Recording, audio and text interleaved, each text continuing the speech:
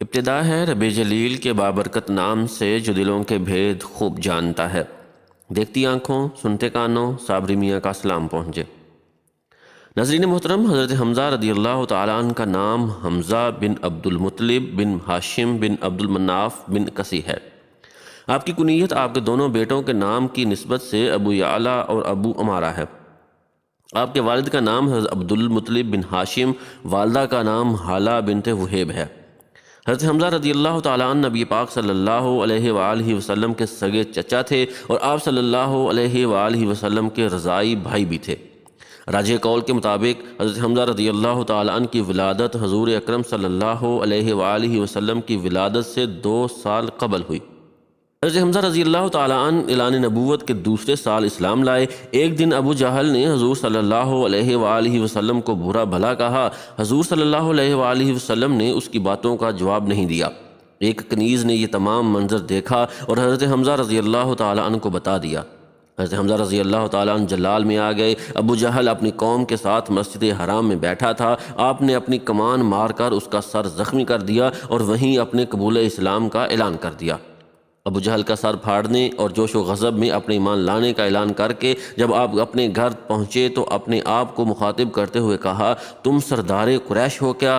تم اس نئے دین کی پیروی کرو گے؟ اپنے باپ دادا کے دین کو چھوڑ دو گے؟ جو کام تم نے کیا ہے اس سے بہتر تھا کہ تم مر جاتے۔ وہ ساری رات اسی تذبذب کے عالم میں اللہ کے حضور صحیح اور سیدھا راستہ دکھانے کی دعا کرتے رہے۔ صبح حضور اکرم صلی اللہ علیہ وآلہ وسلم کے پاس حاضر ہوئے اور اپنی کیفیت بتائی۔ رسول اکرم صلی اللہ علیہ وآلہ وسلم نے آپ کو اسلام کے بارے میں بتایا، حتیٰ کہ اللہ تعالیٰ نے ان کو اسلام لانے کی توفیق دے دی۔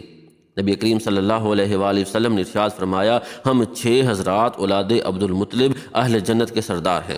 میں یعنی محمد مصطفیٰ صلی اللہ علیہ وآلہ وسلم، میرے چچا جان حمزہ رضی اللہ تعالیٰ عنہ، میرے بھائی علی المرتضیٰ اور جعفر، اور امام حسن و امام حسین رضوان اللہ تعالیٰ علیہم اجمعین۔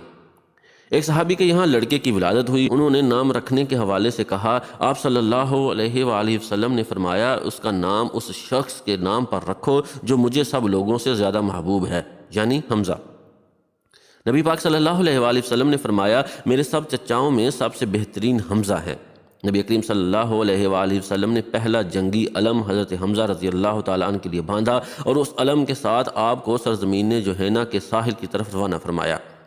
غزوہ بدر میں حضرت حمزہ رضی اللہ تعالیٰ عنہ کا انداز ہی نرالا تھا۔ آپ حضور صلی اللہ علیہ وآلہ وسلم کے قریب رہتے ہوئے آپ صلی اللہ علیہ وآلہ وسلم کا دفاع کرتے ہوئے بیک وقت 2 تلواریں چلا رہے تھے۔ اس جنگ میں آپ نے کئی کافروں کو واسطے جہنم کیا۔ جنگ بدر میں حضرت حمزہ رضی اللہ تعالیٰ عنہ کے جوش و جذبہ کا عجیب عالم تھا۔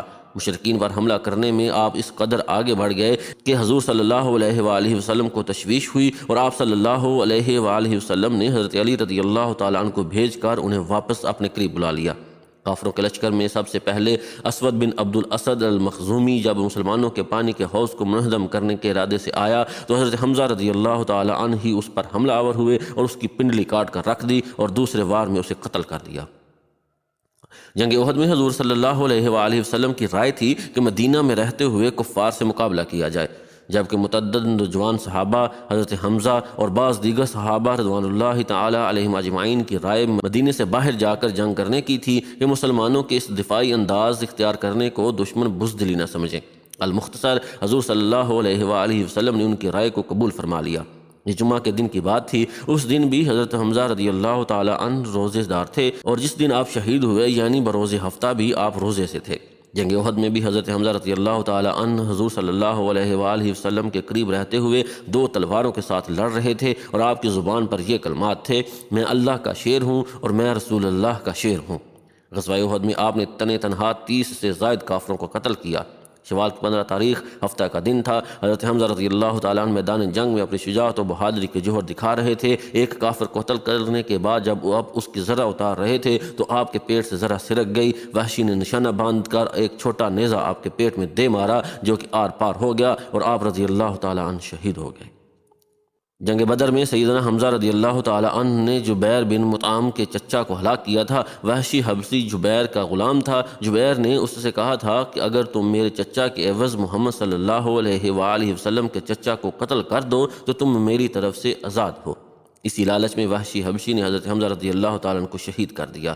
اللہ کی شان، اس حبشی وحشی کو بعد میں اسلام لانے کی توفیق دے دی گئی۔ حضرت حمزہ رضی اللہ تعالیٰ عنہ کو شہید کرنے کے بعد کافروں نے آپ کا پیٹ چاک کیا اور کلیجہ نکال لیا۔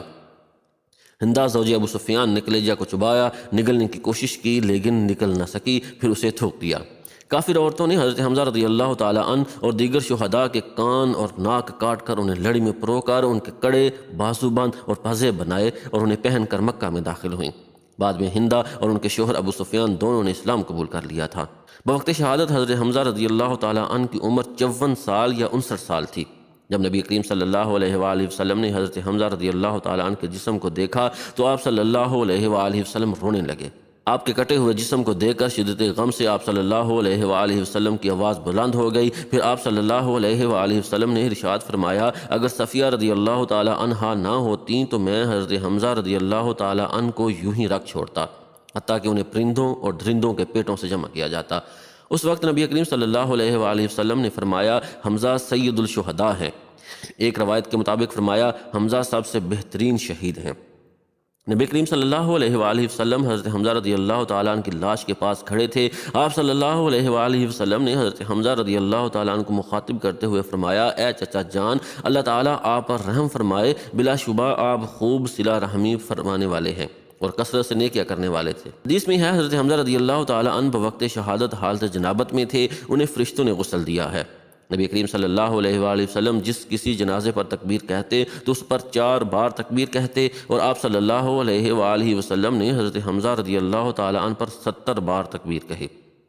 نبی پاک صلی اللہ علیہ وآلہ وسلم نے حضرت حمزہ رضی اللہ تعالیٰ عنہ کی نماز جنازہ پڑھی تو 7 تکبیرات کہیں۔ پھر جس شہید کو بھی لایا گیا اس کے ساتھ نبی پاک صلی اللہ علیہ وآلہ وسلم نے حضرت حمزہ رضی اللہ تعالیٰ عنہ کی بھی نماز جنازہ پڑھی، حتیٰ کہ حضور صلی اللہ علیہ وآلہ وسلم نے حضرت حمزہ رضی اللہ تعالیٰ عنہ پر 72 بار نماز جنازہ پڑھی۔ سید الشہداء کو ایک چادر میں کفن دیا گیا، وہ چادر لمبائی میں اتنی کم تھی کہ چہرے کو ڈھانپا جاتا تو پیر کھل جاتے اور پیروں کو ڈھانکا جاتا تو چہرے سے چادر ہٹ جاتی۔ بس آپ رضی اللہ تعالیٰ عنہ کے چہرے کو ڈھانپ دیا گیا اور پیروں کو ڈھانپنے کے لیے اذخر نامی گھاس رکھ دی گئی۔ حضرت معاویہ رضی اللہ تعالیٰ عنہ کے دور خلافت میں بعض شہدائے احد کی قبریں کھل گئیں تو دیکھا گیا کہ شہدائے احد کے اجسام بالکل تر و تازہ تھے اور ان کے جسم میں خون کی روانی ہوتی نظر آتی تھی۔ کسی شخص کا پھاوڑا حضرت حمزہ رضی اللہ تعالیٰ عنہ کے پاؤں پر لگ گیا تو ان کے پیر سے خون نکلنے لگا۔ ہم اللہ پاک سے دعا کرتے ہیں کہ اللہ سید الشہداء کے درجات کو مزید بلند فرمائے اور ان کے طفیل ہماری دینی اور دنیاوی جائز مرادوں کو پورا فرمائے۔ آمین ثم آمین یا رب العالمین۔